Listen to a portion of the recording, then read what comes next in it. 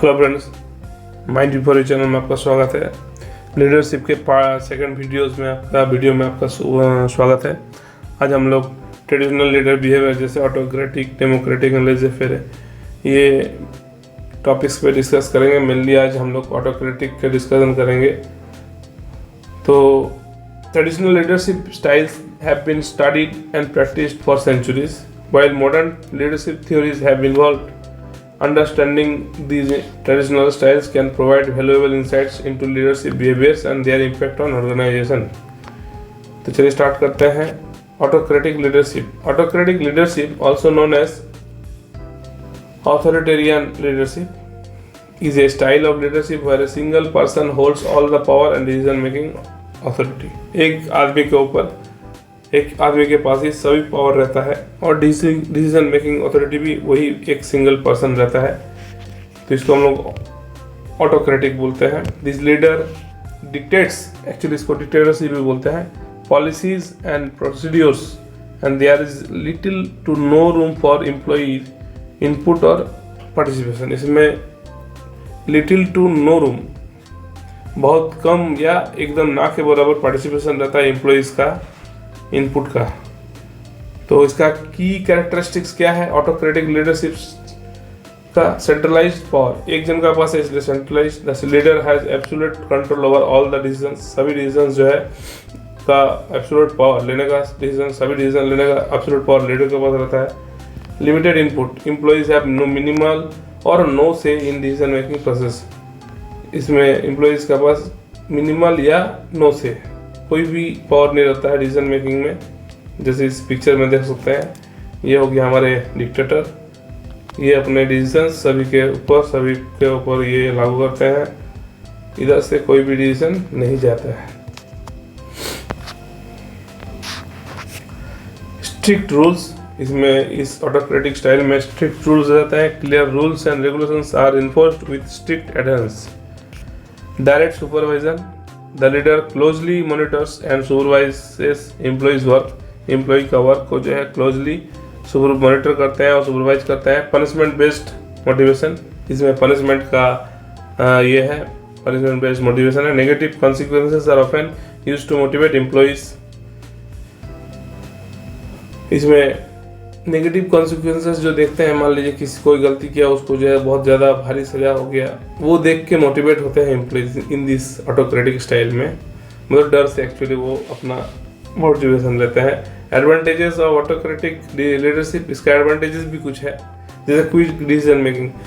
Democratic में जैसे देखेंगे बहुत सारे उसमें जो अपने डिसीजन देते हैं, तो उस केस में डिसीजन लेना मुश्किल होता है, टाइम लगता है, टाइम टेकिंग होता है। इसमें क्योंकि एक ही सिंगल पर्सन का ऊपर सारा चीज़ बेस्ड करके है, तो उसमें डिसीजन मेकिंग जो है क्विक डिसीजन मेकिंग होता है। Decisions can be made swiftly without needing consensus, किसी का कंसेंसस लेना नहीं है। Clear direction, employees now know exactly what is expected of them. उन लोग से क्या मांगा जा रहा है एम्प्लॉइज को पता है। Leading to clear goals and objectives, इसमें क्लियर गोल्स जो है दिया जाता है, ऑब्जेक्टिव्स रहता है। Effective in crisis, in times of crisis, मान लीजिए युद्ध हो गया, ऐसा क्राइसिस तैयार हुआ, a strong decision leader can be beneficial. In that case autocratic style is beneficial. Disadvantages क्या है? Low morale, employees may feel undervalued, उन लोगों को अंडर वैल्यू अपने आप को महसूस हो सकता है, डीमोटिवेटेड महसूस हो सकता है due to lack of input, क्योंकि वो अपना इनपुट नहीं दे सकते हैं सिस्टम में। Resistance to change, employees may be reluctant to change due to fear of punishment, वो चेंज को जो है रेजिस्ट करेंगे उस फियर, पनिशमेंट का फियर में। Next, lack of creativity, employees may not feel encourage to share ideas और take initiative, वो लोग से आइडियाज भी नहीं शेयर करेंगे और इनिशिएटिव भी नहीं लेंगे, क्योंकि वहाँ पर एक डर का माहौल रहेगा, तो इसलिए लैक ऑफ क्रिएटिविटी तैयार होगा। हाई टर्नओवर, डिससेटिस्फाइड एम्प्लॉइज में लीव द ऑर्गेनाइजेशन, ऐसा भी हो सकता है कि सभी जो है उस ऑर्गेनाइजेशन को छोड़ के चले जाए। तो when autocratic leadership might be effective, new और अनस्टेबल ऑर्गेनाइजेशन अगर है, तो इन न्यू कंपनीज और during times of crisis a strong leader can provide stability, उस केस में autocratic leadership might be effective. Simple task अगर है, when task are routine and straightforward, task में कोई जटिलता नहीं है, रूटीन टास्क है एंड स्ट्रेट फॉरवर्ड है। A directive approach can be efficient, वहाँ डायरेक्टिव अप्रोच जो है अच्छा रहेगा, एफिशिएंट रहेगा। टाइम सेंसिटिव सिचुएशन में, in situation where quick decisions are needed and autocratic leader can act decisively, उस केस में कंसेंसस लेने का दरकार नहीं, इसलिए टाइम सेंसिटिव सिचुएशन में ऑटोक्रेटिक स्टाइल बहुत ही अच्छा कारगर रहेगा।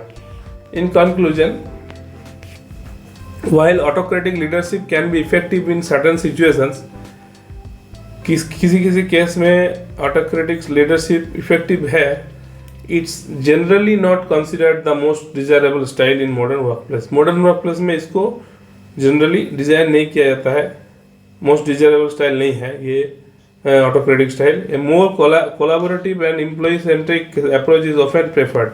कोलाबोरेशन रहेगा एम्प्लॉयज़ का, और एम्प्लॉय सेंट्रिक अगर रहा अप्रोच तो वो अच्छा है, often preferred for fostering employee engagement, creativity and overall organisational success. Employee engagement, creativity and overall organisational success के लिए collaborative and employee centric approach जो है अच्छा रहता है, जो कि इसमें नहीं रहता है ऑटोक्रेटिक स्टाइल में। तो थैंक यू। नेक्स्ट वीडियो में हम लोग democratic and lazy fair style के बारे में डिस्कस करेंगे। तब तक के लिए धन्यवाद।